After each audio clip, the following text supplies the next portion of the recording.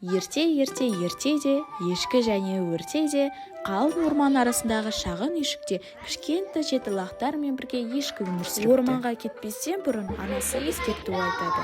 Менің кішкентай лақтарым, мен бәрімізге тамақ алу үшін орманға кетіп бара жатырмын. Ешкімге есік ашушы болмаңдар. Үйге қасқыр кіріп-кетсе, бәрімізді жеп қояды. Бірақ біз есіктің артында қасқыр тұрғанын қайдан білеміз? Бәрі өте оңай. Қасқырдың дауысы жуан, ал менікі жіңішке, сондықтан сендер оны ажырата аласыңдар. Ешкі есіктен шығып жатып, бір нәрсе есіне түсіп кетеді. Менің кішкентай лақтарым, қасқырдың аяғы қара түсті, ал менің аяғым ақ түсті. Есік ашардың алдына қарап алыңдар, жарай ма? Анашым, уайымдамаңызшы, біз оны ажырата аламыз. Сіз бара беріңіз. Ешкі өзге аналар секілді өз лақтарын қатты жақсы көріпті. Барынша қолынан келгенше қасқырдан сақтап жүріпті. Жақсы, жарайды менің кішкентай лақтарым. Мен кеттім. Ешкімге есік ашушы болмаңдар, жарай ма? Анашым, жолыңыз болсын! Анашым, пока! Ешкінің кеткенін көрген қасқыр үйшікке келіп есіктен қағады.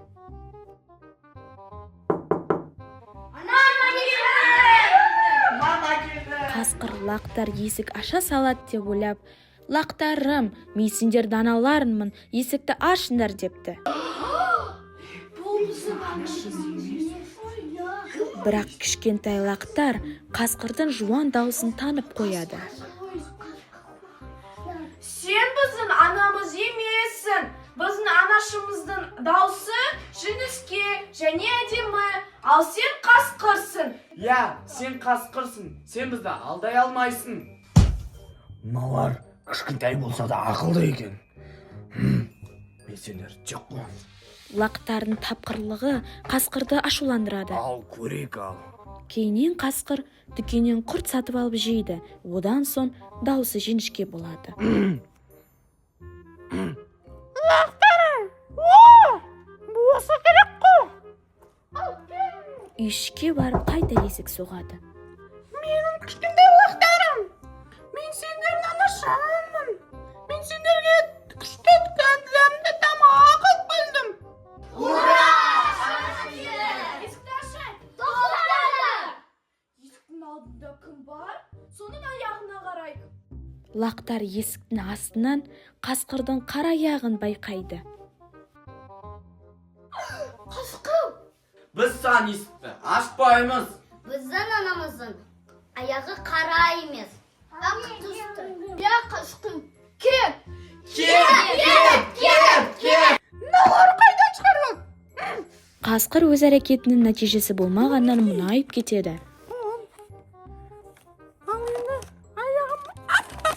Қасқыр наубайшыға барып, мен енді ет жемем, мен енді бәліш пен нан жейтін болдым деп, одан ұн сұрап алады. Содан кейін өз аяғын ақ түсті қылады. Содан кейін кері үйшікке барады. Ал енді олар маған жазбай сенеді. Анамыз пока келмейді. Анамыз келгенше біз ойнай тұрайық. Кеттік, ойнаймыз. Ойнаймыз! Анашым! Лақтарым, мен сендердің анашымын. Мен сендерге дәмді тамақтар алып келдім. Ашыңдаршы есікті. Бізге өз аяғыңды көрсет. Сонда біз сен біздің анамыз екеніңе сенеміз. Уайымдамаңдар, менің аяғым аппақ. Лақтар есіктің астынан ақ аяқты көріп, аналары келді деп ойлайды.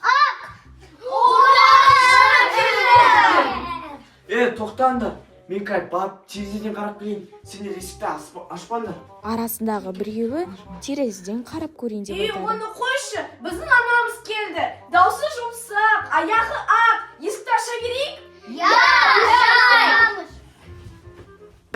Бұл қасқыр. Ал есікті ашпаңдар, бұл қасқыр. Бәрі келді. Есік ашыңдар ма? Кірте есікті. Кірте! 啊！ 啊！ 啊！ Ой,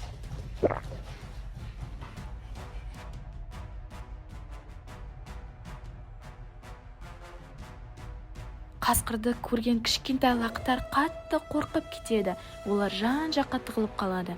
Бірақ иіс сезу қабілеті жақсы дамыған қасқыр лақтарды өте оңай тауып алады. Мен сендерді тауып алам.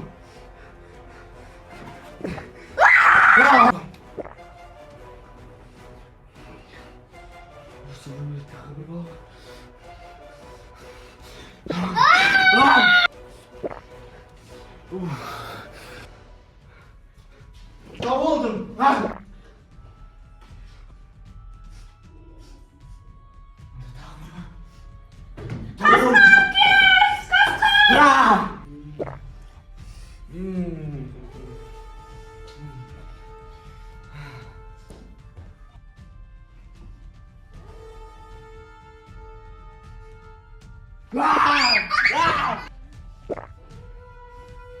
Қасқыр 6 лақты тауып жеп қояды. 7-ші лақ қайда?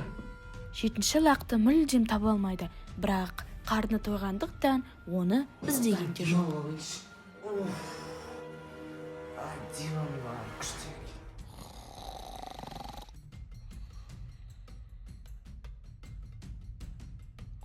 Біраз уақыттан кейін ешкі орманнан үйге оралады. Неге үйдің есігі ашық тұр?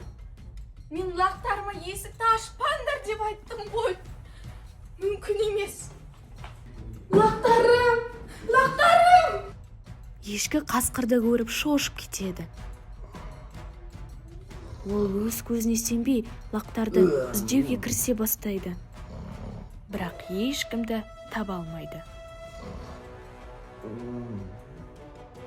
Ешкі өз лақтарының атын атап шақырады, бірақ ешкім де жауап бермеді. Ешкі есікке жақындағанда 7-ші лақтың атын атайды. Анасының жұмсақ дауысын естіген лақ жауап қайтарады.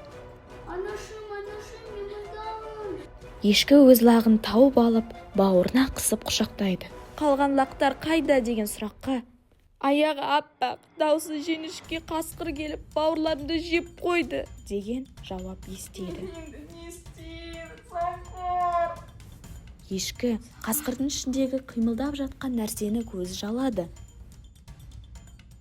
Демек, менің балаларым. Сол сәтте ешкінің ойында жоспар пайда болады. Заман, қазір барда ине жіп, және де қайшы алып кел. Бар.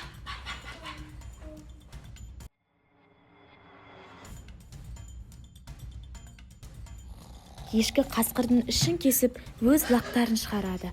Ешкі өз көзіне сенбей, шексіз қуанады. Ешкі лақтардың орнына ойыншықтарды ішіне салып тігісін тігеді. Ал тәтті ұйқыдағы қасқыр еш нәрсе сезбейді. Менің кішкентай лақтарым сендер аман екенсіңдер.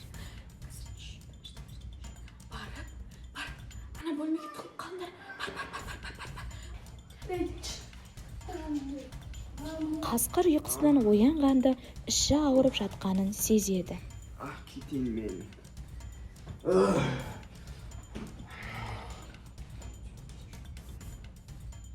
Шымай, мына лақтар басқа айналып қалды міне. Шымай. Ай. Баба. Шымай.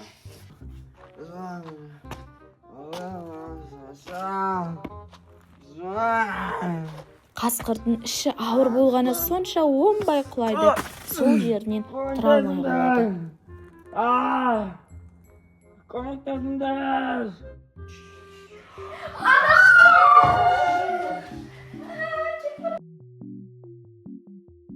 Осы күннен бастап ешкі мен лақтар еш нәрседен қорықпай өздерінің жайлы шағын үйшігінде бақытты күн кешеді.